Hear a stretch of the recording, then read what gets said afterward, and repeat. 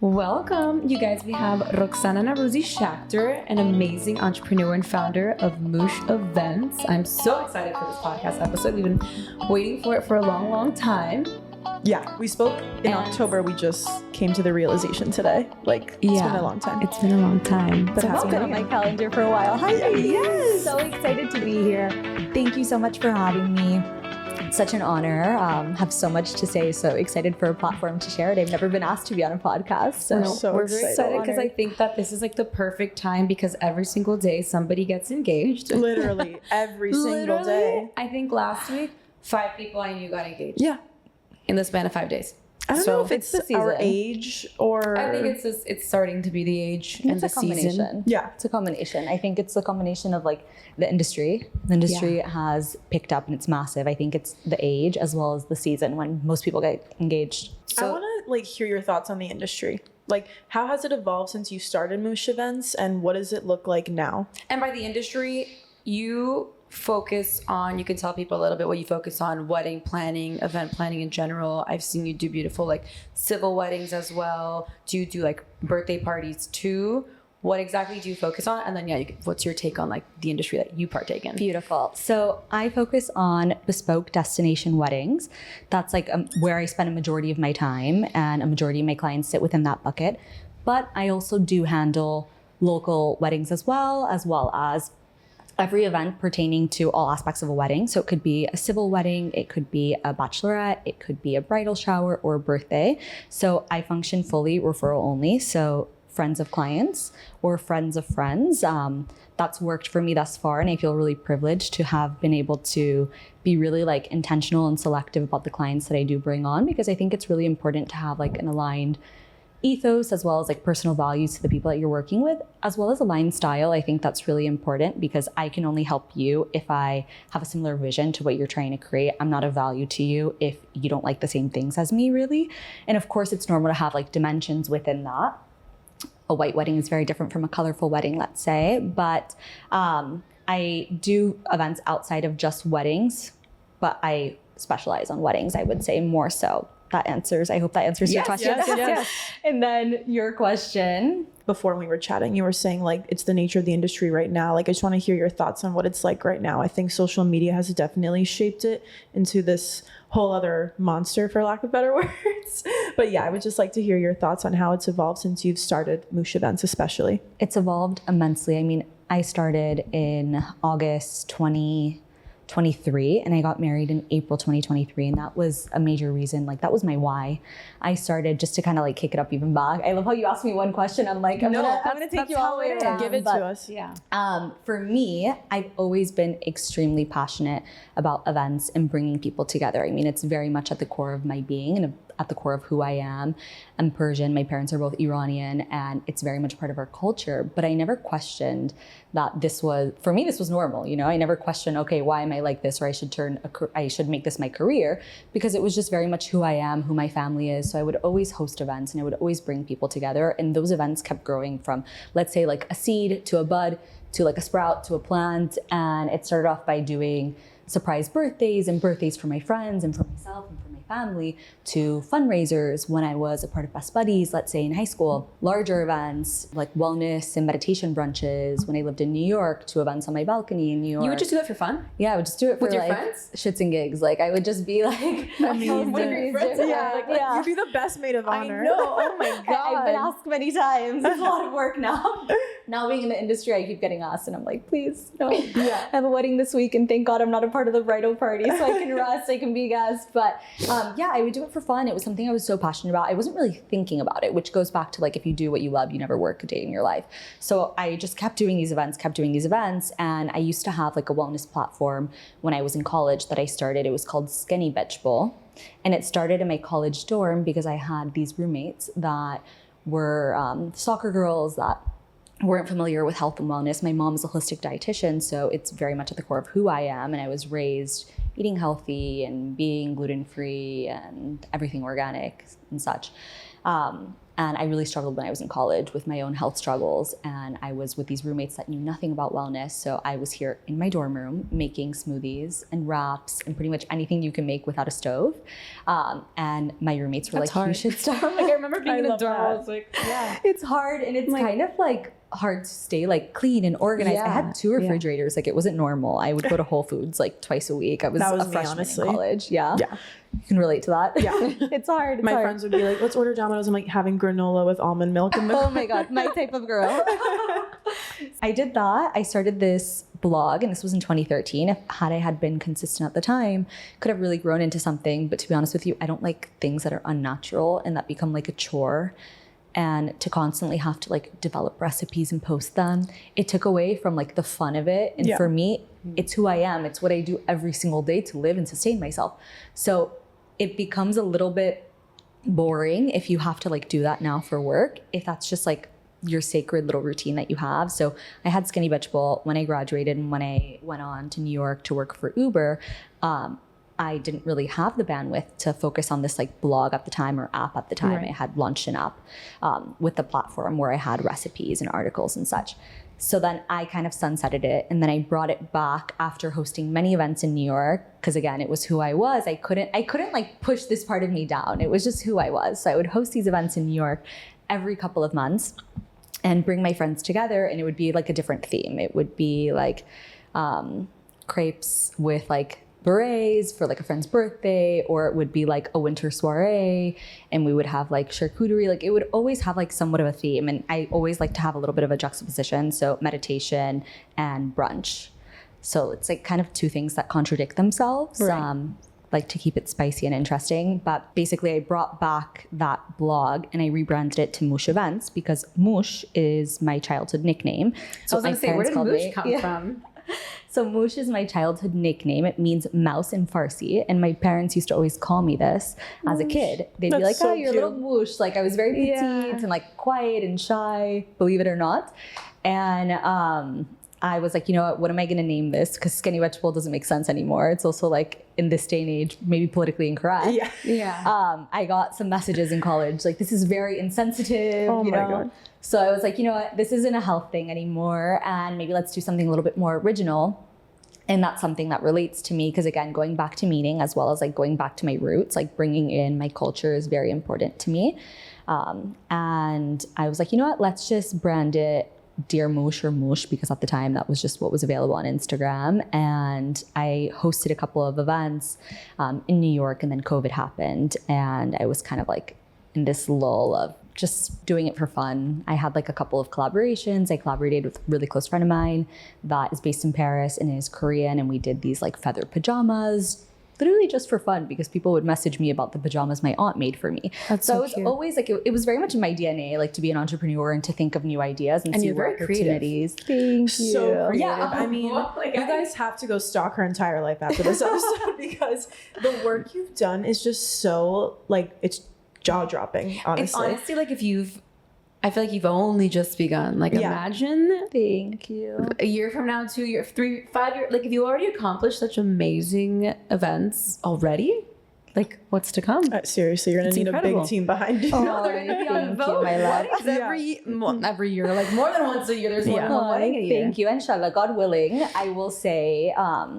it just feels really natural to me. And of course, like as things go and time passes and trends change and the caliber of clients that you have change, you see that natural evolution of things. But for me, it's just, I have pinch me moments every single day. I remember like that transition of going full time to this. I like cried happy tears for 2 weeks straight. Like I would find myself listening to Adele and like crying in the bathroom, like of happiness. My husband was like, what the heck is wrong with you? Like he literally was like, this is not normal. You know, like I pinch myself all the time that this is like my job and my reality. I did this collaboration. Like I was just like constantly thinking of these like business ideas, but I was working full time still. So it's like your creativity sometimes gets a little bit tapped when you can't fully dedicate, and you have that in the back of your mind. So fast forward to today, go back to 2 years ago when I had my wedding, I realized there is a massive gap in opportunity in this industry. Why did you feel that gap? Because a wedding planner only does so much. And I always say, like, whenever I have clients that are consulting clients and I'm not their wedding planner, they always say, oh, but I have a wedding planner to do X, Y, and Z. I'm like, there's enough work for everyone. There is so much work to be done in a wedding that a planner could be there, a stylist can be involved, a designer can be involved. Of course, it comes down to the scale of the wedding, the destination, the budget, all these different things matter. But for me personally, I got married in a very complex destination in the middle of nowhere in Mexico, Carayes. Beautiful destination. Beautiful destination. Oh my God. Thank you. But that's not where we started. We looked at so many different destinations in Mexico because we were living there at the time and it was relevant. It felt really easy. It was also like a Spanish speaking country. My husband is from Santo Domingo, so like it made a lot of sense as well. It's also an easy place to have a wedding. Mexico is a fabulous place. You never get told no. It's amazing. As a planner, that's amazing. Yeah. No, and the service is incredible there. Like Service Mexicans is really are. are. Yeah. Like everything. Yeah. So that's an amazing thing as a client as well as a planner to have because some destinations, not all destinations are created equally when it comes to that. So for me, I realized, okay, there's a huge gap because my wedding planner is focused on the actual production, but wedding planners have their own agendas, you know? Not to say anything negative about mine, but wedding planners have their own agendas. And then what about everything else that's to be done in a wedding? What about the styling? What about the sourcing? What about the graphic design? What about some of the vendors that you pick that are outside of the scope of the wedding planner? I'm so sorry, your wedding isn't a month, so I hope to not stress you out. But I'm just like, it's so much that's involved. There's so much. One event, and there's so much pressure leading up to it for the bride as well and for the family. It's just a lot. You're There's like a lot. a therapist, a graphic designer, a stylist, how? My love, yes, I know.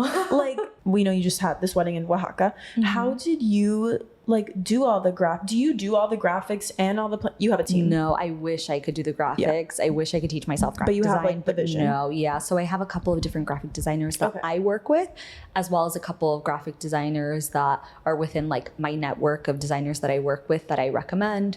Almost always I have clients that pick those specific vendors that I work with just because the relationship is different and I can help guide a little bit more. But let's say they're looking for a specific style and it's not within the scope of work that those designers do, because I will always say, always hire a vendor based on your personal style. And when it comes to graphic designers, you can't get a graphic designer that only does watercolor to do organic shapes that are not watercolor.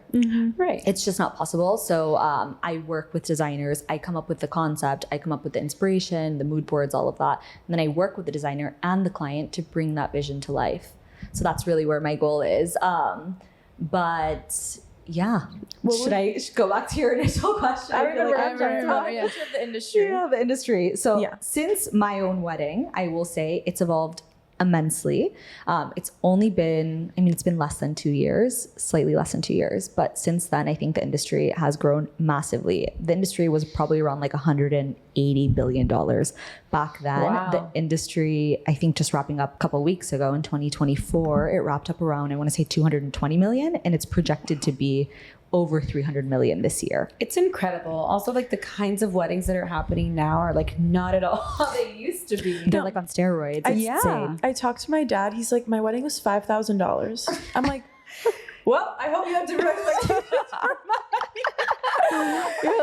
I knew this guy, he did the cake for free. I knew this person that did this for free. I'm like, he's in the restaurant industry, but still. It's a completely different industry. I think it's a combination of, I believe you said it, social media. It has to all be. These magazine platforms.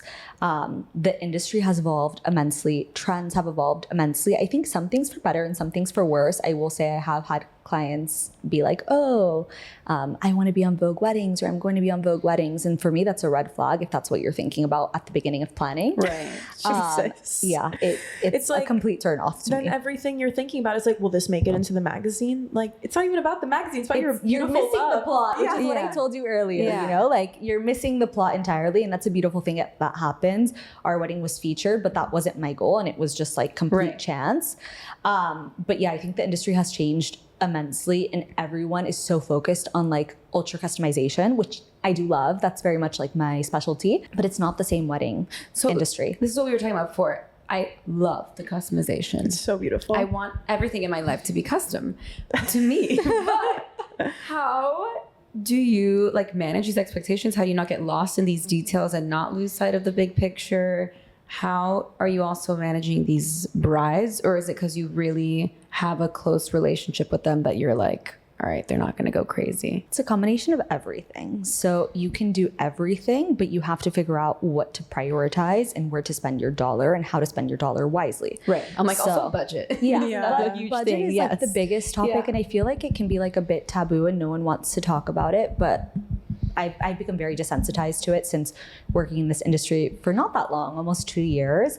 But it's something that is relevant and I have to talk about day in and day out. So ultimately it comes down to budget. Secondly, it comes down to priorities and like where you're going to spend your dollar and how you're going to be able to maximize your dollar and get the value. So like my whole thing is, if your budget, let's use like a round number, like 200K is your budget, how can I make your wedding be 350 to 400K? How can I make it look that way? And really figuring out how to flex the budget and how to spend your dollar wisely. I think a lot of people, they scatter their dollar across the board and they like invest slightly in everything. But when you take an average, you're at like a 5 if you grade every single item, let's say florist, entertainment, graphic design, versus like, okay, what are the areas that people don't really notice? How can you spend less in those areas and more in other areas? So I figure out where the priorities are for that client, and then I figure out how to implement it. I'm lucky where I work very closely with my clients. I take about 2 to 3 full-time weddings a year. Wow. Those are mostly destinations. I already have my 2 for this year. They're both in Italy, and I'm open to taking on a 3rd if there's right alignment. I'm like, maybe me. And if you're Kat's boyfriend and you're listening, you're like, so I do 2 to 3 a year. So I have the time and the capacity to get wildly creative and also really to get to know my brides. And then I take 6 to 8 consulting, curation and design weddings, which I can talk a little bit about later on. That scope kind of can vary from just doing like a couple of pieces to doing the full scope, which is the wedding I did in Oaxaca. I did every single service that I offer outside of planning for that wedding. So I figure out really what their priorities are. I really get to know the bride and the couple, and also work on how can I weave in that narrative into every aspect of the wedding. Investing in a good graphic designer, like a strong graphic designer, and having a lot of graphics, it takes you very far. Like that wedding in Oaxaca that you saw, Paola, who's one of my most cherished brides. I adore her. Her and I have become very good friends. We hired an incredible graphic designer based in Colombia, Papery Bakery. They did my own wedding. And I work with them in a couple of weddings a year, but they created a massive suite of illustrations. Yeah. So I had so much to work with. So I think a lot of times you go to a wedding and you see the initials everywhere. Right. I don't like to do that. It gets really old. Like I like to put the initials, a logo, a monogram, a different design. Yeah. So it's like organic. But it's all within the same like visual identity, branding. Yeah, and it blends really well. That's the goal. Like, that's the idea. I hope people are interested in this because I am. Like, how much is a good graphic designer for a wedding? Amazing question. So it really depends. You know, like I have a couple like 7-figure weddings, and then I have weddings. Most weddings I would say are between like 200 to 300K, around there, depending on the destination, the amount of guests. Can I pause you really quick? Yes. Is this for, because I don't know how any of this works. Like, this isn't the venue plus this budget. This is like a separate budget from the venue. I'm considering all the of whole the whole wedding budget. Okay. Yeah. Whole Got wedding budget. And I work with different budgets. I have had weddings under that budget, and I have had weddings over, but I would say on average, that's pretty much where most of my clients sit. So going back to that, the reason why I mentioned that is because just because you have a big budget doesn't mean you need to spend 20K on graphic design or 15K on graphic design. I always try to pick like a good value graphic designer. So the ones that I work with, most clients spend around like $5,000 on graphic design. If you're looking for something really like robust and different, and you're looking at having every one of your 300-person wedding, everyone needs to have an invitation, and you want to have a dope website, and you want to have itineraries for every single day, and beautiful menus and illustrations up the woo-ha, then I would say like 8 to 10,000. But I think outside of the graphic designers I work with, who are mostly in this region, graphic designers actually charge a lot. I was gonna say 5,000 doesn't even seem that bad for like all the assets you're doing. It depends what you're doing. I will say like on the low end, 5,000 is definitely attainable. But I have graphic designers that I've worked with that they charge like 12,000. I will say is like a normal number. But you're not getting a lot of different like pieces within your collection. You're getting a menu, you're getting an invitation, maybe a digital invitation, you're getting a website, and it's typically pretty like simple. And maybe like an itinerary for a day of, but the materials are very limited. And these things are like, they stack up really quickly, because a lot of times people see, okay, it's 10K to do X, Y, and Z, but it doesn't include maybe 3 other line items that they need. So normal, if you want like a pretty incredible invitation suite and illustrations and the whole 9 yards. Anticipate like anywhere from 8 to 12 is normal. But listen, there's graphic designers I reached out to that charge $30K. That's crazy. Yeah, one of my favorites charges $20K, and I'm like, why? Wow. Yeah. Why? It's too much. So now that we're on pricing, like what? Yeah, I want to talk a lot about pricing. Let's do it. Because I also feel like nobody knows. Nobody knows. They just know it's a lot. Yeah. What do you think?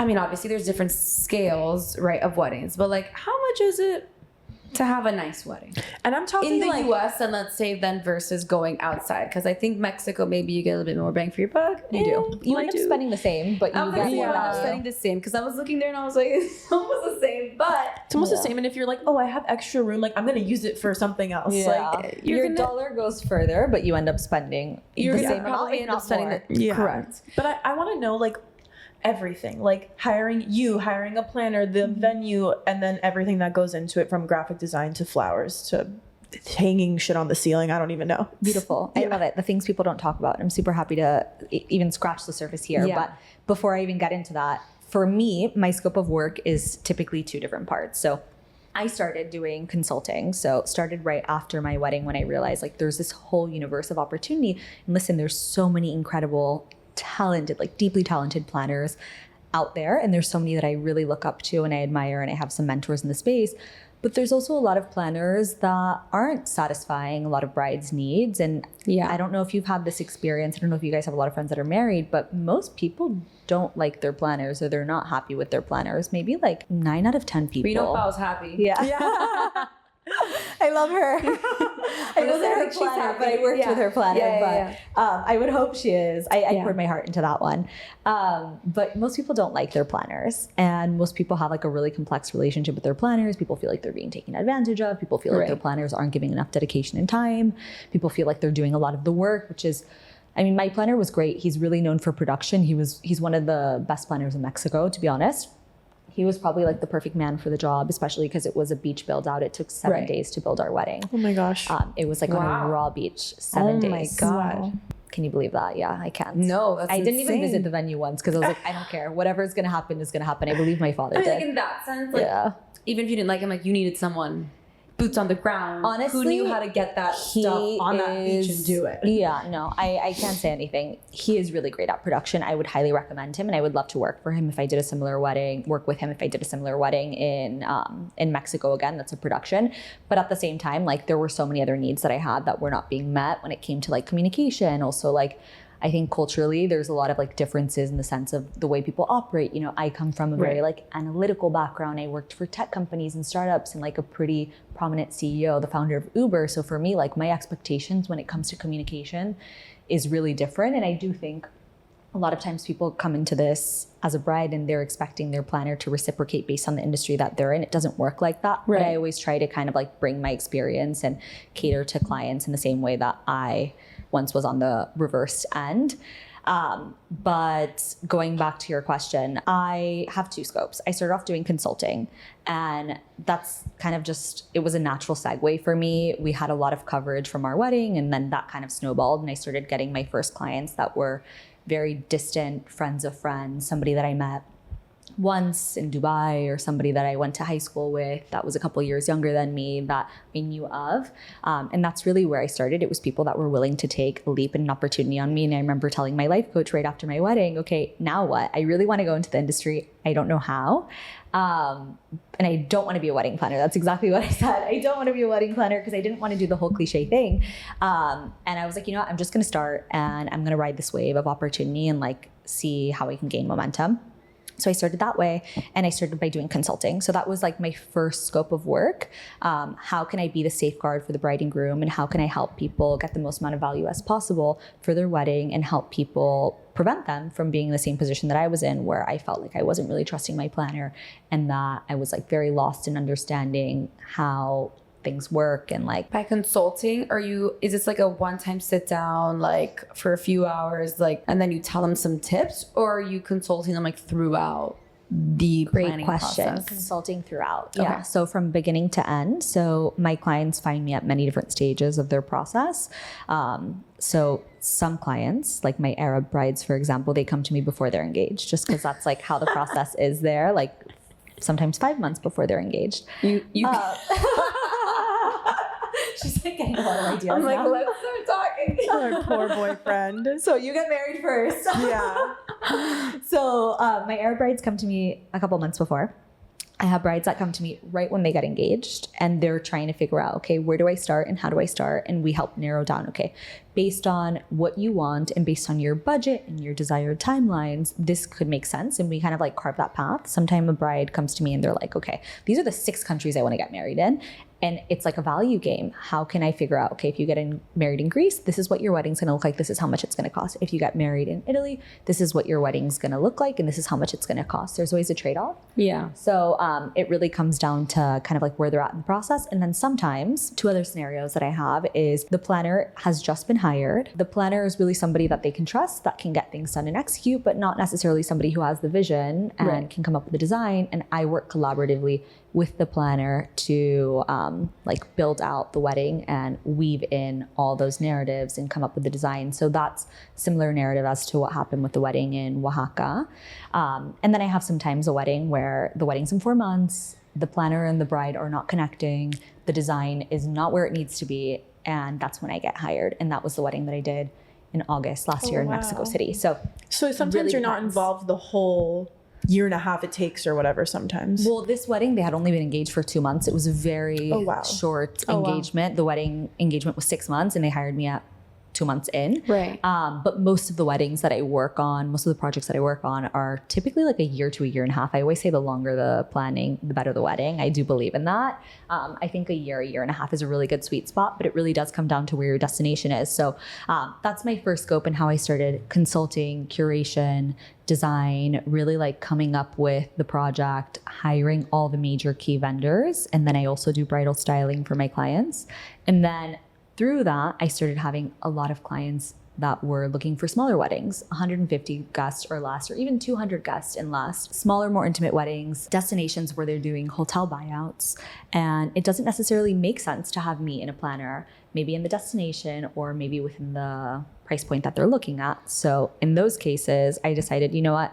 I feel comfortable with taking on these clients based on my relationship with them. And then depending on the destination, I hire a local coordination team that I partner with. In a place like Italy, extremely necessary. I don't like to bite off more than I can chew. I like to be confident in the service that I can deliver. And I think that there's certain destinations where you need to be able to do that. There are many weddings that I could have been the main planner and I chose to take a pass on that just because I want to be able to provide the level of service that I need. Right. And I do not have the team that I need to be able to deliver that just yet. Maybe we'll get there one day. I have many hopes and dreams for this company, but I'm also still not there where I have figured out exactly how I want to scale this business. But I definitely think that you do need the infrastructure in place to be able to do that. So going back to budget, it really comes down to what your expectations are. So I can do a wedding with a 100K budget, but a 100K budget maybe for just the day of the wedding, maybe for around like 120-ish people, and maybe in a destination like Mexico. I've had people come to me and say, okay, I want to do 3 days, 120 people, in Careyes, three different events. I'm like, girl, What? And I've had to turn just the clients day of the away. wedding. Yeah, I think just the day of the wedding, it comes down to how many people and destination. Give me a little bit more background so I can tell you like an actual answer. I would say like, well, if you said it's 100,000 for 120 people, I'm saying I'm like, minimal how much is that, wedding, like, per person? minimal Like- wedding, easy destination. Like- Everything comes down to your expectations ultimately, that's and destination 830 per person. person. It comes down to the destination. Give me more context on a destination. Well, I'm actually wondering for destinations in the US. Like, Okay. is it really that much more expensive to get married in the US than Italy, Greece, Mexico? Like, no. Is it?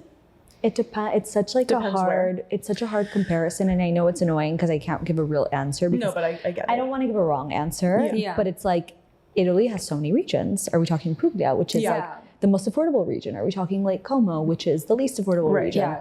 So it depends. Like, I think the cost, you kind of have to look at the ratio per line item. So the cost per plate in a place like Italy is typically anywhere from 180 per person to 220 for like a good caterer. I'm not saying the best, but I'm saying like a really good caterer. That's a pretty good price point. Here in Miami, it's typically around like, I would say 300. Wow. Oh, wow. If you're In getting Italy, married, you're getting everything like and fresh, it's like amazing, like 4-course way meal. better. Yeah. So here in Miami, if it's at a hotel, where? let's say at a the hotel. one hotel. Yeah, let's say Whatever. at a hotel. I haven't done anything there, so I take this with a grain of salt. But it's typically at a hotel around like 300, sometimes 400. Wow. If it's with a caterer, there's a bunch of caterers that I work with within my network here, typically around like 200-ish per person. So it really comes down to like where you're spending. There's big differences when it comes to value as well as line items. So a venue here versus a venue there could be two different things, but it's also not a solid comparison because the venue there could be 100K. Of course. What about like the breakers? Very expensive. I would say like $500,000. Yeah. Oh my Yeah. God, yeah. Yeah, I would say $500,000, if not more. Yeah, the hotels are very expensive. Yeah. They do charge more. Yeah, you end up What do spending you- a lot more on food and What beverage. is the biggest expense people have? Is it the venue? Is it the wedding planner? What is the biggest expense? And then what do you think should people focus on the most? And then I have. Can you make a venue more beautiful with more Okay, flowers? so that's my question. Would you Like- rather a gorgeous venue with minimal decor, It's giving my wedding. or no, I'm like minimal. or no, or I'm like, or she's just so rude to herself. Like, what if I said that about me? I'm And sure I- your wedding's gonna be gorgeous. Yeah, you're being stupid. Or yeah, so basically spectacular venue, then you can put, I guess, minimal money into whatever you want to add there. Or like if you're spending all your money on the venue. Or more chill venue, lots of customization. Is the budget the same for both of Yes, those but options? let's say you have 300,000 and you either pick the breakers for 200,000 just for the venue or whatever, and then you have 100K left, or you pick a cheaper venue for 50,000 and then you have additional money. Beautiful, love it. I'd rather have the focal point be the venue. Okay. I'd rather Interesting. have a beautiful venue. I hope this makes you feel better.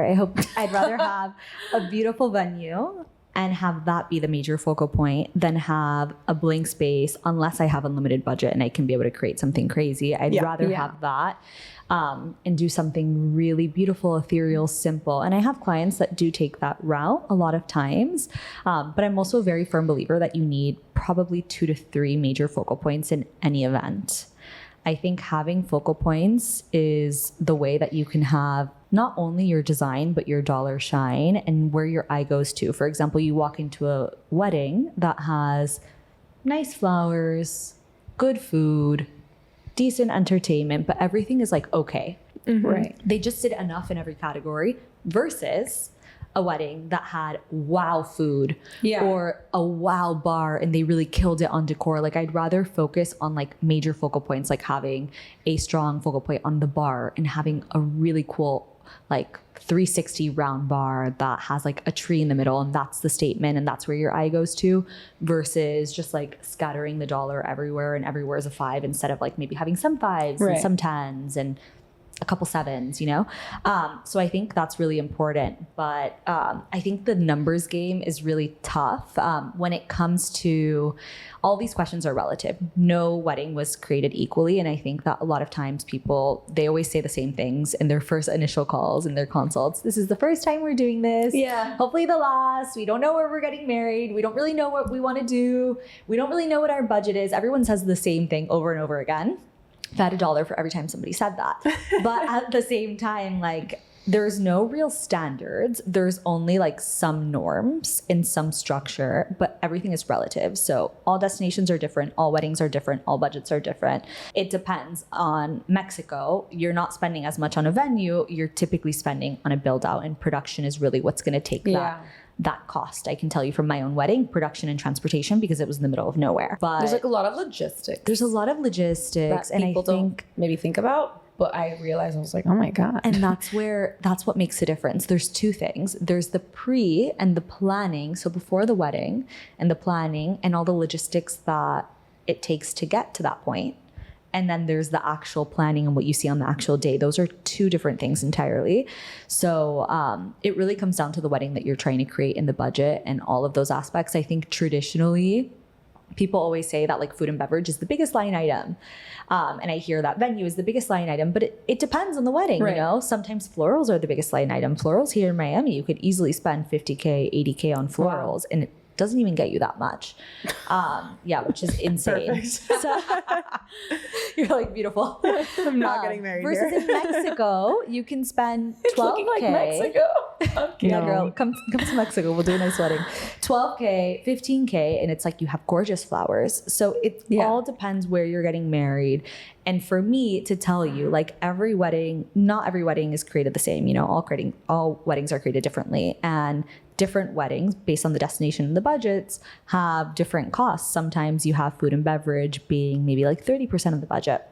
Sometimes you have it being more. Sometimes you have it being less.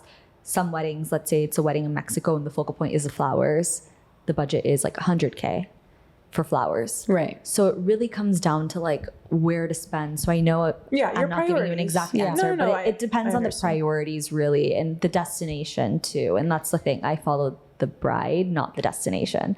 So I'm able to like work in different areas, in different regions. So if people were to come to you tomorrow, they just got engaged, and they like, is it easier if they come to you with like 3 ideal places they'd want to get married, and then you kind of tell them the spiel on each? Or do people come to you and they're like, I don't know where I want to get married, but this is kind of my budget and this is kind of my vibe? Like, what's easiest or best for you, do you think? I mean, every client is different. I think brides traditionally are very indecisive because there's this immense pressure of like, this happens once in your life and you got to get it right. And when it comes to weddings, it's not like a birthday. Validating. I'm like, it's okay to be indecisive. It's okay. Yeah. It's okay. There's so much pressure because the thing is, birthdays, it happens once every year.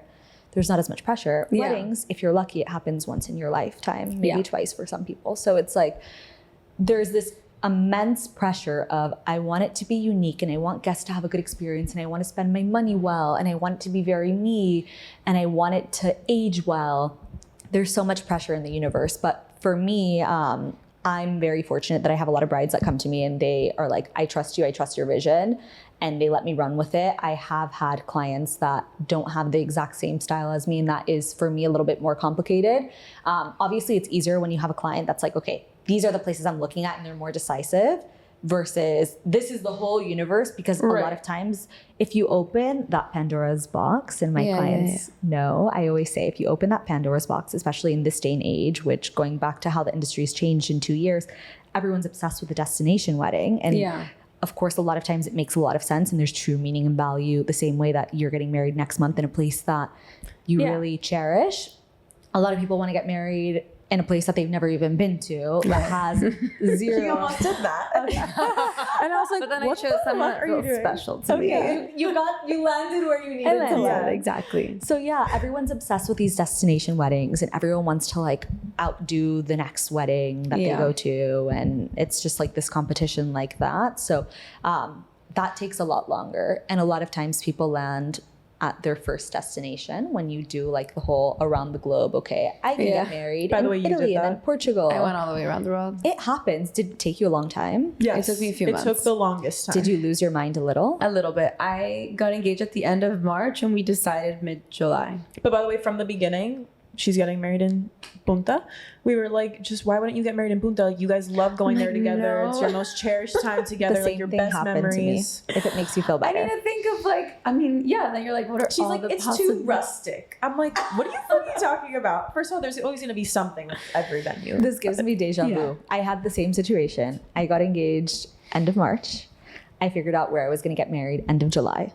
This was in 2022. There we go. The same. Careyes was one of the first places my wedding planner Yeah. said, what about Careyes? And I was like, no, it's too like in the middle of nowhere and it's logistically complicated and it's too beachy, and I like denied it. And then I looked at every single destination until I was like losing my mind. Okay, let me just do Careyes. It makes sense. It has meaning. I've been there many times with Alex. So yeah, it really comes down to the client. But I mean, every client is different. Every client is unique. But basically what I do is I figure out based on kind of like where they're at. And if it's a vibe and it makes sense, I interview my clients. I think it's really important to have synergy. And I can help them better if we do have that alignment and synergy and trust. I think you have to give trust to get trust. But if it makes sense and there's proper alignment, depending on what they're trying to create, depending on their budget, their destination, the amount of guests, their timeline, all those things, as well as my book. I don't like to overcommit myself and put like a wedding back to back unless it's a different scale of wedding. I just did 2 back-to-back weddings in December. One of them was local though, and I had a really strong coordination team to work with for that wedding, and it wasn't like a massive production, Right. so it worked. But it really comes down to like how well I might be able to execute that, and I'll always tell the client honestly. So let's say it's a client that's getting married in, let's say, Greece, and it's a 300-person wedding, and it needs to be a production because of the venue. When I say production, I mean like flooring and like building those structures trusses, structures, all that Totally. things, leveling the flooring, building the foundation, all Oh of my that. God, it's giving construction. Yeah, Yeah, it's giving your it's literally GC. construction. I'm yeah. like, this isn't even a It's party giving GC, anymore. yeah.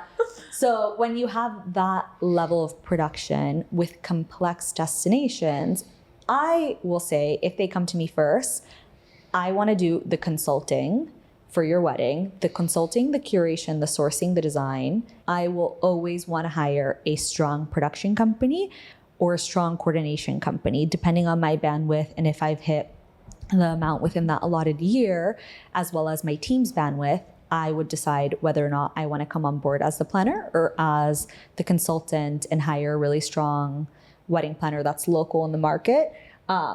But it really comes down to like my team and my team's ability as well as the client's budget. If the client has the budget for it, then yes, of course, it's always better to be the wedding planner because you have more control. Because I can provide a pretty solid design, but I can only control the inputs, not the outputs. Right. For example, I've had weddings where I design something and then I get to the wedding and the wedding planner decided to do something else entirely and they didn't implement that design or like they didn't accurately execute the design based on how we needed it to be. So that's the thing. There's pros and cons to being the wedding planner versus not being the wedding planner. I think like a major pro is the fact that you can focus on all these other things and the fact that you can work in different destinations that you maybe wouldn't have the opportunity to do confidently as a wedding planner, because you can be a wedding planner that hires a local wedding planner as well, but you need budget for that, you know? Right. So it's typically I'm the wedding planner and then I hire a local consulting team local coordination team, and we work hand in hand to be able to execute, and they're also able to help with like vendor management. So it's such a case by case situation. Like I wouldn't be able to support a destination like Egypt have there not been like a strong production company that's there. Yeah. So it really comes down to kind of like all those different nuances. But if I have the budget, or if the client has the budget, then I would like to work with like a strong production company or a strong planner, either or, depending on what they're like, what they want to create. But it really comes down to like making sure that you're bringing on the right clients and making sure you're able to execute based on their vision. For me, everything needs to come naturally and organic. Yeah. If it's not natural or organic, I don't want it. Like there's so many amazing people out there, but sometimes you don't have aligned visions. And a lot of this work, like I was telling you before, Gio, it's all educating people on like the industry and what things cost and how things are and what are norms versus what are not norms. And I think a lot of people have these like skewed ideas of how much weddings cost and how much work things take, but everything has a price in this industry ultimately. And I can do my best to get the best amount of value and really do things with less. But at the same time, I am not a magician. And there's a limit to like my creativity based on the tools that I'm given, the resources I have. You know, I can only execute based on the resources I have. So I hope that answers your question. No, I was gonna say that I love how you just as a business owner seem to have very much boundaries. You're like, this is what I can do, this is what I can't do. And I say this because I think a lot of people our age, especially when they are starting their business and whatever they want to take on, and sometimes they do take on more than they can, they bite more than they can chew. And I feel like just from hearing this conversation that you're very like good at putting boundaries. So I just thought that was a really good note. Not just perfect. for people. I try. But I think that you like tell people and you give them good expectations. And I see for myself, like sometimes in the beginning when you like want to get something done and you want to make your client happy, you're like, I will do it. But then you feel completely depleted, or like, you know, then it's like too much. So I was going to say that note. Besides that, what are your favorite top 3 destination places? Oh my God. Places that I have done or haven't? Let's say that you have done, and then like your dream place, one dream place that you'd like to do a wedding. Cities or just countries? Let's say countries. If you have a specific city, you can drop that in that too. For me, Mexico. I love doing things in Mexico. Mexico's big. Now you yeah. gotta give me where. Yeah. Okay. Because you could do like Costa Cares, you could do Oaxaca, So I you could lived do there Mexico for 2 City. years, and I got married there, and I've done weddings there, so I'm biased. But I love Cares. Of course, I got married there, but it's logistically very challenging, and you need a budget to do Cares well. But Cares is definitely up there, but you need a budget and you need a strong production company that can I do heard it. Merida's popping off right now. Merida's amazing. I went to a Yeah. wedding there of a very close friend of mine last year in March. The only thing is it's very hot. Yeah. And everything not is for My far. dad got married there. He's married Oh, to no way. someone from Merida. My Okay, son's so from- that makes sense. Yeah. That makes sense. My friend, it made a lot of sense. Her wedding was beautiful, but everything is very far. Everything is like an hour and a half to 2 hours away, like every venue, which is just a lot. So I think that's challenging, but the haciendas are like very impressionable. But I would say Mexico City, Cares, Oaxaca's good, but it's also very logistically challenging. You get a lot of value there.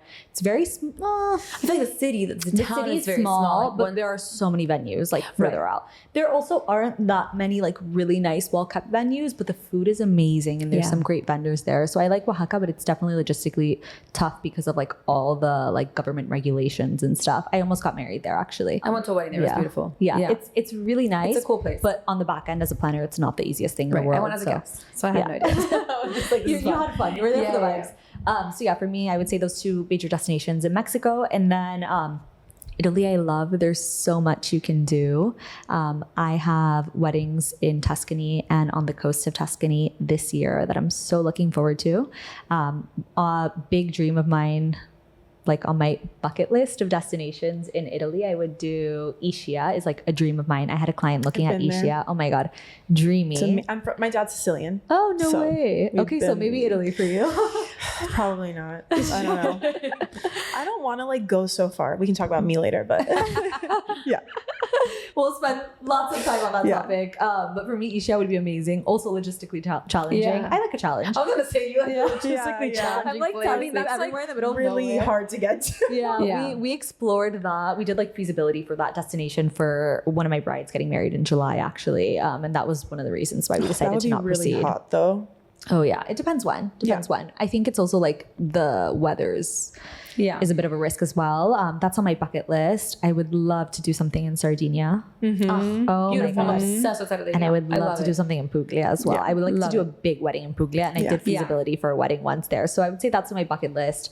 Another place on my bucket list would be doing a wedding in Marrakesh. Oh yeah, that would be be so would be cool. beautiful. Yeah. Oh my God, I have so many. Just I know someone who did an insane. They closed down the Amman and they did a great birthday Wow. party I in mean, Morocco for that's- 3 days. that's sick. That is a budget. And it was a huge budget. That's pretty epic. Who it was was it? The Queen of Sheba. No, my family friend, my aunt's friend, Yeah. she did her birthday party there, and that Not was the birthday. That's It was insane. a 3-day birthday. It was a 3-day birthday What a party. queen. In Amman, which is not like any hotel, and it was. I mean, I didn't go. I wish I went, but it was cool. Missed opportunity. No, But that's a sick place. to do a Honestly, there's wedding. so many Yeah, places. there's so many places. I was doing my manifestations for 2025 this past Saturday. I like went to the beach. I sat by myself. Yeah. I like wrote in my notebook, and I was like, okay, these are the places I'm manifesting to do an event. And sometimes I travel somewhere, and fortunate to be able to travel, and I see a place, and I'm like, I'm gonna do an event here. Yeah. So I would say those destinations in Italy and.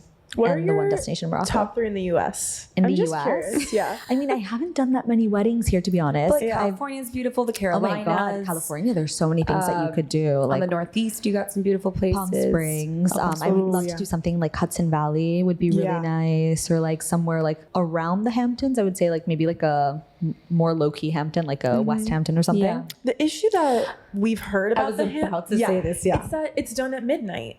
That's And the that's problem with the everywhere. US. So zoning is the biggest challenge. Yeah. So there's a reason why people try to Sucks. leave to do their weddings elsewhere in the US. Not only cost, but like noise constraints Yeah. are a major challenge. I guess It's it not would always depend 12. on your where you're from, I guess. Culture. Like your Yeah. culture. There we go. Also, But if it's even indoor Americans, versus like, outdoor, if it's remote destination, here Yeah. in Miami, yes, it's technically 12 or 1 depending on the venue. But like I know some venues that Right. if you have a relationship, they'll do 2 a.m., 3 a.m. Right. You can also move the after party. Like there's a lot of things you can do. Yeah. Same thing in Europe, by the way. In Italy, most venues, They do have a time By limit of when you can be 11:30. outside. yeah. And then you have to go inside the house or something, or whatever, villa. Yeah, If you're in house. Tuscany. No, because I saw them in Tuscany and they're like 11 p.m. and you gotta go all inside. my weddings in Europe, that's the case. Every single wedding has a cutoff anywhere between like 11 to 12. Yeah. Which is kind of early. Super early. But yeah, even in Miami, you can have a nice wedding. You can have a beautiful wedding. There's some incredible venues. Everything comes down to expectations, of course. I know people who aren't from here who come do their wedding here. Yeah, plenty of people do. Yeah. I mean, for me, it's beautiful. It's a beautiful city. It's beautiful, but like, first of all, I don't want to be hot on my wedding day, so It we has to be just now, never January. know. Maybe yesterday it was 85. Like you just never know. But yeah, that's just a personal qualm. What are your top 3 It's all things? relative. I know that customization can be different for everyone, but if you had to just say like, I would recommend you do these 3 touches and it would really make a difference in your wedding. Like what would those 3 touches would be? Is it I don't know, little Just details? let her answer. Yeah. For me, it would be the wedding suite, so the graphics. So the touches of, because you're creating an experience from the second you get an invitation to you open a website to you enter the wedding. Let's say it's a destination wedding and you get that little package in your hotel room to the second that you get to the events. Like you're reminding guests and you're making them feel really special and unique. So I would say like the touch is like having that. That's my first one. Having an element of personalization that really like makes your guests feel valued and special. I have weddings that are anywhere from like 120 guests to in the thousands. And obviously you can't make thousands of people feel special. But that's why I am biased. I'm impartial to like 200 person weddings and less, because you can do that. Like I wrote handwritten notes for nearly all of my guests. Wow. Handwritten. For when they arrived? For when they arrived in their bags. My husband left them on the plane. He had to rewrite them. So yes, this was a whole spiel for me a couple days before our wedding. But yeah, handwritten guests, whether it's at the actual wedding, that's something that they do a lot in Mexico, versus in your welcome bag, I think is so special. It makes people feel so valued. At the wedding, you can have one of the staff members of the wedding planning team, the coordination team, or you can have the waiter bring it to your seat. So like it just goes when you have like a seating chart, you can know like who's sitting in what seat. So they can like deliver it that way. So some level of like personalization that really makes people feel special, I think is really important. Yeah. And then the focal points, I think would be my third thing, really like focusing on the focal points. But I think, I mean, when I work with my clients, let's say a client comes to me and whether I do their wedding planning or their consulting, this is what I do for everyone. The second that they come on board, I ask them to prioritize a list of, let's say like 10 items typically, and scale them 1 to 10. How much of a priority is this? And it's anywhere from entertainment to decor to graphic design to florals to photography. Like how important is this to you? And then we'll figure out how to prioritize that. I always try to get a photographer secured, and that's very important to me. And I always try to, like, going back to education, educate clients on why that's important. You're spending 200, 300K. You want it to shine and show, and you want a photographer that can capture it well. There's nothing more heartbreaking as a bride than, like, I mean, I'm so happy. I had the best photographer, La Dichosa. We brought them from Spain, and I hired them for a wedding I'm doing in July this year in Tuscany, and they're worth every penny to me. But I had a bride, and we did a beautiful wedding a couple months ago, and she didn't pick her photographer, somebody else did, and she was so unhappy with how the pictures turned out. She literally told me, your photos came out better, which, like, that's not what I want to hear, you know? Like, I want to, of course, I love taking photos, and, like, I always take photos of my brides, and of course I get to know them better, so I understand, like, their good sides and how to shoot them and what they like. But at the end of the day, like, I'm not a highly skilled photographer. My photos shouldn't be better. So I figure out, like, what do they prioritize? And that's where we're going to spend our time. And that's where we're going to spend the budget.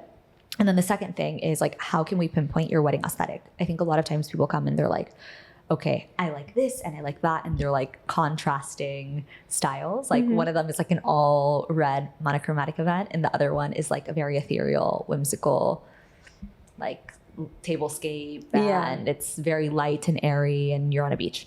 You can't have everything at the same time. That's something my husband Alex always tells me. You can have everything, but not at the same time. The same thing applies to weddings. You can do everything, but not in the same event. I always remind my clients that, God willing, if we're lucky, we're not dying tomorrow. So you have many other celebrations that you can have in your life. You have a 30th birthday, hopefully. You have a 40th birthday. You have anniversaries and milestones and baby showers and kids' birthdays and all these amazing things that you can celebrate in this life. I think life should be a big celebration. So just because you can't get married in one destination because it doesn't make sense doesn't mean you can't do something there in the future. Right. Just because you can't have this type of beach wedding doesn't mean you can't do an event in the beach in the future. So I think it's really important to like pinpoint that aesthetic and then also like understand what a client means versus what they say. So a huge part of this role is, like you guys said earlier, psychology. I always get told that I'm like a therapist, but I'm very much unlicensed. So take my advice with a grain of salt. Everyone's biased. I only can teach you what I know.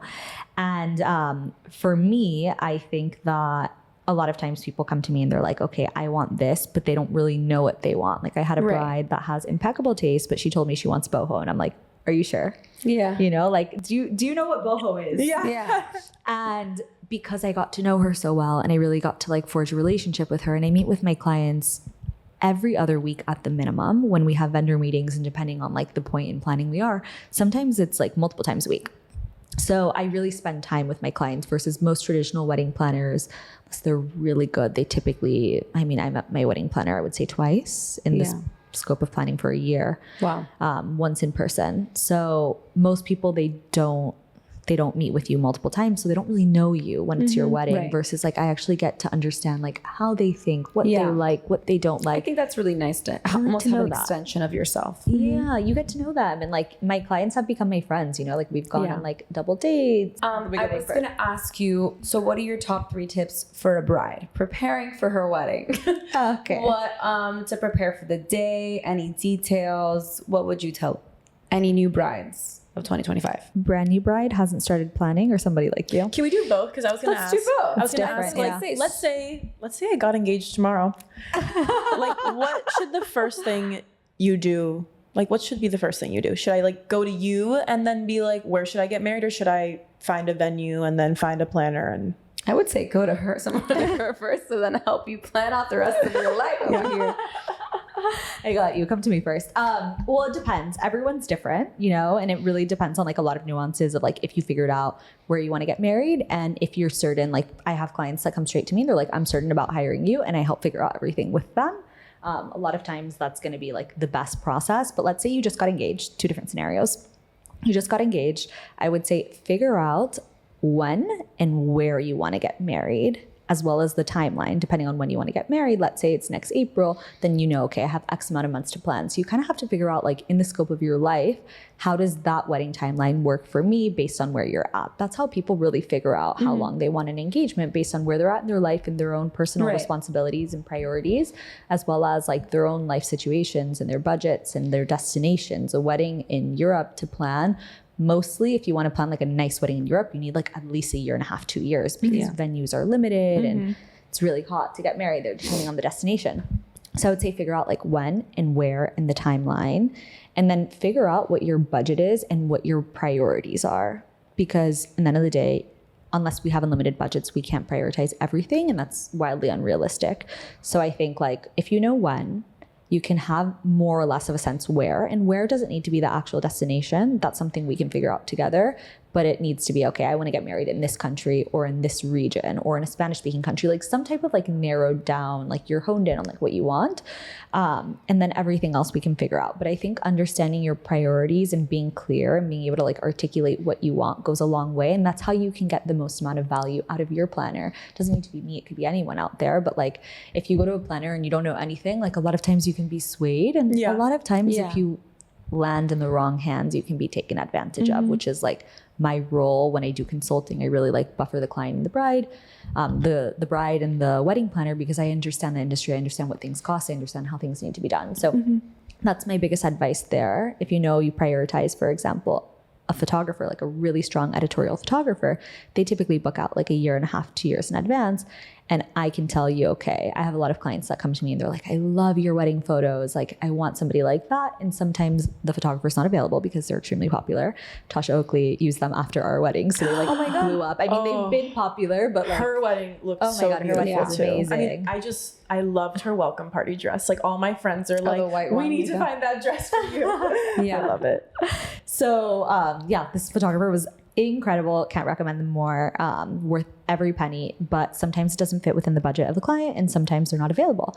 So I have a list of photographers that can give a similar, like they can deliver a very similar look and style and feel, which is candid photography, very warm and vintagey, very like organic photos. So I can recommend somebody along those lines. If you know that you really are set on like a certain band, then that's at the top of your priority list. And that's where you're going to focus a majority of your budget, and you're going to need to secure them earlier on. So I think that's important. Right. And then for you, I mean, my biggest advice is surrender, which it seems like you've very much done.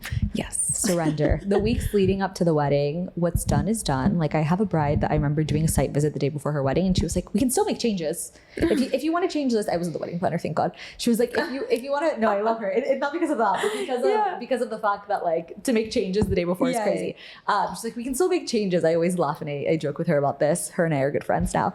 But I think surrendering is really important because you at this point have planned and anticipated this day for so many months, days, years now. Yeah. You know, like since we're little girls, if you guys are anything like me, you know, you think about your wedding and like how it's going to be, and it's this like emotional connection to this special day.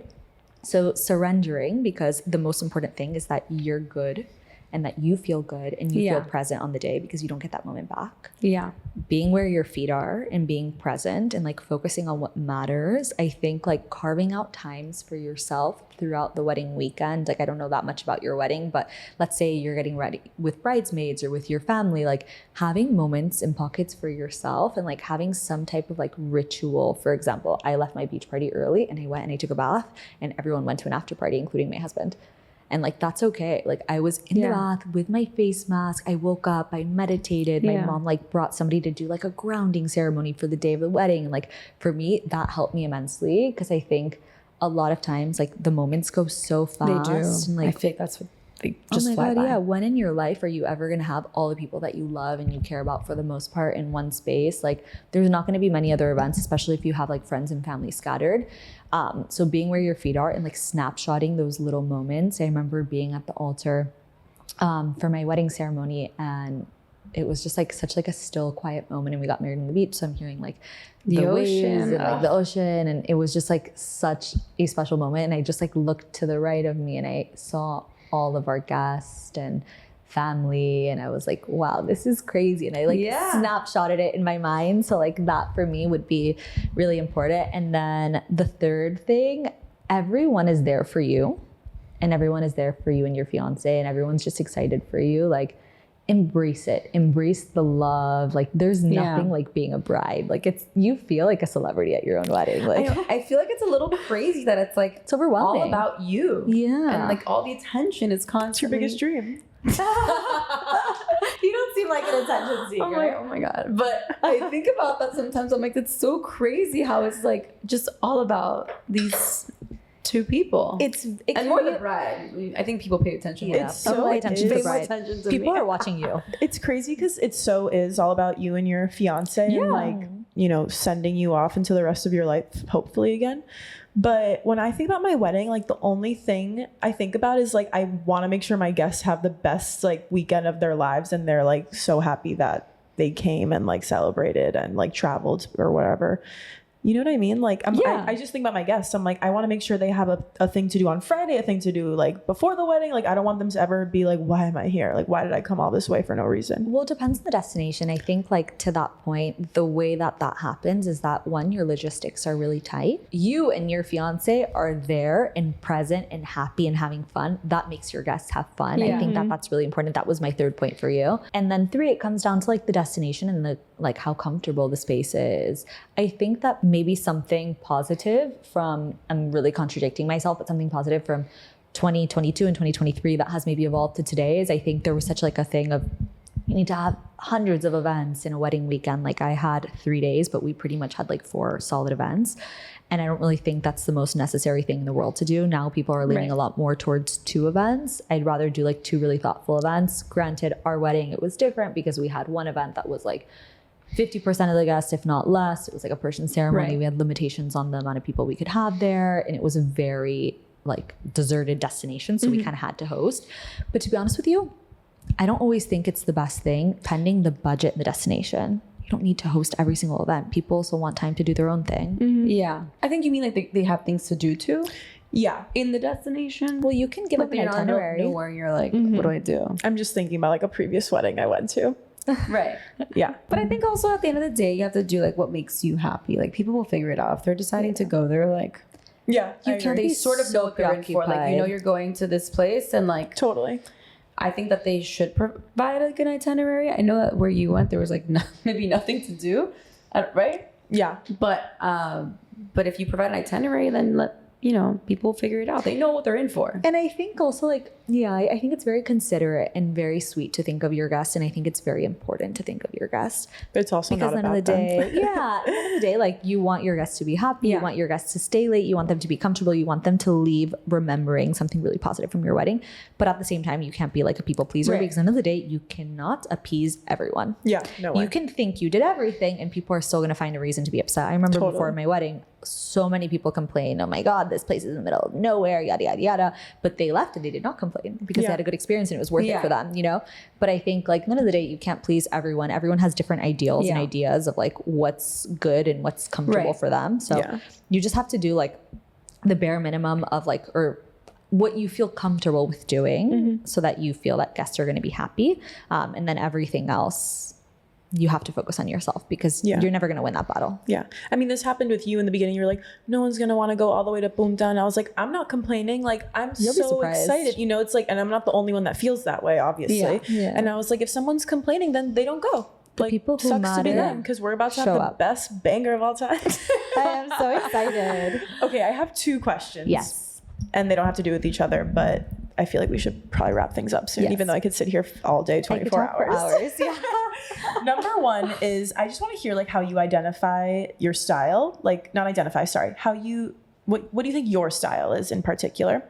And the second question is how do you manage all of these emotions and high pressures when you're like dealing with a bride and your own, and then you want to probably give more than you should, and just like all of the pressure and expectations of it's a year and a half pretty much of like a lot of pressure. A lot of buildup. Yeah. For a day or 2 days. Yeah. A weekend. A lot of emotions. No, it's a fabulous question. It's definitely something that I'm still working through. But the first one, I mean, I think my personal brand is very much an extension of Moosh. And that's why I think, I mean, I haven't been doing this for that long and I have no ego. Like there's still so much more to learn and to do. But at the same time, I think that's why I've been somewhat successful thus far. It's been very organic and it's been very much like a continuation of my own personal brand. So I think they very much intertwine. But for me, like I like very like bold, colorful, I like can see. unique. Yeah. I'm like a representation. Like I'm very much, I wear everything on the outside, But it's like on the half, inside. like, so like timeless, elegant with just like a splash of like bold, Thank eclectic. you. That's what I like touch. to do even Yeah. with events. Like Yeah. I like to have things be like, I like when things age really well and they have this kind of like vintagey vibe, but at the same time, like you mix high with low. I love implementing color. I love this like whimsical, ethereal vibe. And I like when things are wildly unique. I think it's really important to have a nice event. It takes a couple of things within that formula. So I know I mentioned the focal points, I touched upon that, but I think in order to get to uniqueness, you figure out what your personal brand is. You figure out how to implement your personal brand with your relationship and how to like really tell a story more than anything through your events. And then I think another way that you can do it and make it look really organic and stand out is taking into consideration your environment. A lot of times people are like, okay, I want to have a red monochromatic event, but they're not taking into consideration their environment. So it doesn't translate well. So it's like my wedding, I could have like thrown up roses, you know, like flowers in Mexico aren't the most expensive line item on your budget, but it didn't make sense. It made sense to make things like a lot more like organic and natural and play on colors in a certain way. So I think like for me, like those are really big, important things. I like to do things like funky and a little bit different, but I'm also, maybe I'm not like the perfect person for like an all white wedding, but I have had like almost all white weddings. But it really comes down to the bride and like how edgy the bride is. Like the wedding I did in Oaxaca, the bride was not afraid of color, which was so much fun because we went above and beyond and like creating all these like colorful, unique, customizable pieces. But that's not going to be the case for everyone. It really just comes down to the venue and the bride. It's all like relative.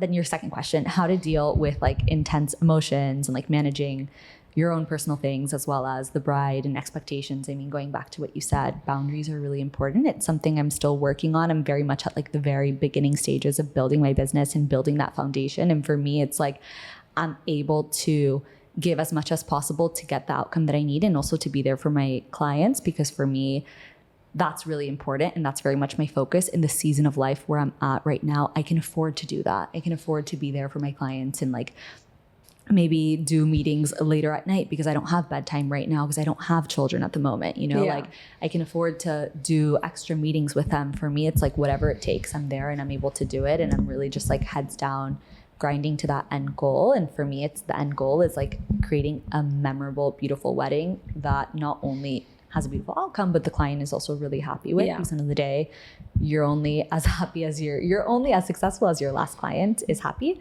I do think that's important. But yeah, there are many different emotions and highs and lows. And I think the beauty of doing referral only is like you have somewhat of a connection to your clients. Even though I don't take first degree friends, I do take second and third degree. Sometimes I have clients, I've never met them, but they were referred to by like a very close friend or a close client of mine. So you have some level of respect. You won't do first degree friends? No. Like your best friend? There's only 2 friends that I would do their wedding. Like, wow. Neither of them are engaged. But there's only 2 friends. One of them used to work with me and she used to help me with Moosh when I would do like events a couple years ago. And then the other one is my best friend and she was my maid of honor. Those are the 2 girls that I would take, and I would maybe consider my brother-in-law when he gets married.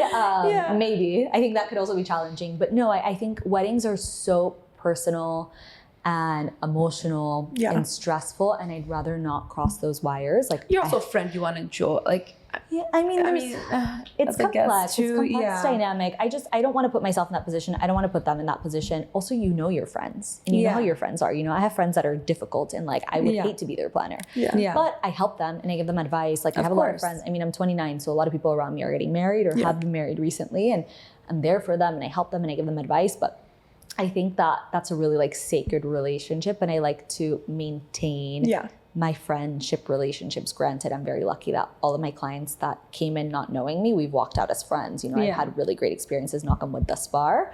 But I think that the good clients are just as important as the bad clients. You know, like I haven't had bad clients, but I've had challenging mother-in-laws or mothers or people. Things like this. So I think like just managing their expectations, being very clear and honest from the beginning. If I feel like I cannot do something within their allotted expectations, whether it's their budget or what they want, I say I can't, because my peace of mind is the most important thing at the end of the day. I'm doing this because I'm passionate about it, and I walked into this industry slowly because I wanted to not be in a rush or feel a sense of pressure to bring on clients just to get business. For me, winning business is important. Obviously, sustaining a healthy company that is financially sound is very important, but also like my peace of mind is also really important. My quality of work is very important. So I just try to manage the expectations. And when you have trust with a client, you just talk through things, and I'm able to be like really candid with my clients and tell them, okay, let's say a client doesn't want to spend money on something that's like silly, but it's going to make a huge difference and impact. And like, this is important. We can take it from X, Y, and Z. Like, this is going to be super ugly. Like, I'll tell them like that. So I'm lucky enough where I have that relationship with a lot of my clients, and we're able to have those tough conversations. But thankfully, thus far, I've been very fortunate to work with amazing women. Amazing. Our final question is that we end every single episode with a homework assignment, which is an actionable tip or practical tool that people can implement into their lives to be better themselves, etc. So what's like one homework assignment that you would give to our listeners this week? I would listen to 528 Hertz and have that in the background of everything you do when you're not like actively working. Because I think a lot of times we like inundate ourselves. Like I'm a big music person. I love music. I love podcasts. But a lot of times we're subscribing to things unconsciously without even knowing. And then we're like, why are we anxious? Why do we feel this way? I think like kind of like slowing down and listening to like 528 Hertz and like realizing that you don't need to constantly subscribe to music and lyrics can really go a long way. Especially at the beginning of the year. So I would say like slowing down. Wow. That's a good one. I've never heard that. Never heard that. Yeah. Wow. I listened to it on my way here. Oh my God, that's amazing. I can run, like I'm very high energy. I can run high. So I always try to like slow down and like be very conscious of what I'm subscribing to. Also, wait, what's your zodiac sign? Cancer. When's your So birthday? July 18th. I'm the 14th. Oh my God, no way. Yes, Okay, I thought we had maybe some commonalities Yeah. because of some things that I love it. your Yeah. friend was saying, when's your birthday? I'm an Aquarius, February 4th. Oh my She's God, coming free up. spirits. Yeah, I'm Coming crazy. up. Wow. Yeah, I wild won't girl. have an all-white wedding, I can tell you that. better. Yeah. Yeah, I mean, listen, there's beauty in everything, but Yeah. I think that if you can do something different, why not? As long as it ages well and it's Yeah. unique to you. Everything Yes. is possible as long as it's unique to you and it's authentic. Because at the I end of the agree. day, like if you want to do something but it has nothing to do with your personality, it's not going to translate the same way. It's not gonna stick. Yeah. Yeah, me and my friends talk about this a lot. It's just like I think it's so easy to see with brides of people Yeah. you know, if you're like, this girl's doing this wedding and you're like, it's just like isn't even her. Like it's That I think is the worst thing. yeah. You can and, tell. And even the same thing of like if you want to have a wedding and you're like partying all night long and you're like, this girl's not even a party girl. Like you Yeah. just it's like everything should be authentic to People you. do it for and- the wrong reasons. Like Yeah. they miss the plot of like why. None of the day, like a wedding is for you. Yeah. You know? Yes. I think the best compliment you can get is, "Wow, this was so her." Like So the wedding true. Oaxaca that Yeah. you loved, like it was so her. Yeah. You know. So I think like when something is so authentic, like authenticity shows Yes. in all areas. So like Yeah. for me, I'd rather an authentic bride than anything else, than like somebody who just says, "Yes, I trust you. Do whatever you want." Like I love hearing "I trust you." That's music to my ears, but. I'd rather have somebody have their own personal brand and style as long as it meshes with my own so I can execute for them versus do whatever you want. Totally. Absolutely. Amazing. Oh my God, Roxy, this was such an amazing episode. I think we're know. going to help a lot of the girlies, Oh, I hope especially so. our A lot of the- listener age group. They'll Yeah. be getting ready. So this was amazing advice. And I'm glad we got to like actually have an expert on here to talk about it, because if not, you're just like scrolling TikTok trying to figure things out. Oh my God. Where can people find you, Roxy? Yeah. Hi, Moosh events on Instagram and on TikTok, although I have to be more active. Hopefully that okay. doesn't go away. Even if she's not active, you know she's amazing. Yeah. So just Yeah. I always say my clients find me. Yeah. So yeah, you guys can find word me of there. mouth. We're Yeah. Yeah. Word of mouth. This is the word of You mouth. can be my referral. Oh my God. Accept a referral from you girls. I trust you. Yeah. Oh, Oh my thank you God. so Thank much, you so Roxy. much. Thank you for Such a having me. This was pleasure. such a great combo. Yes. All right, you guys. Bye-bye. Ciao. Bye.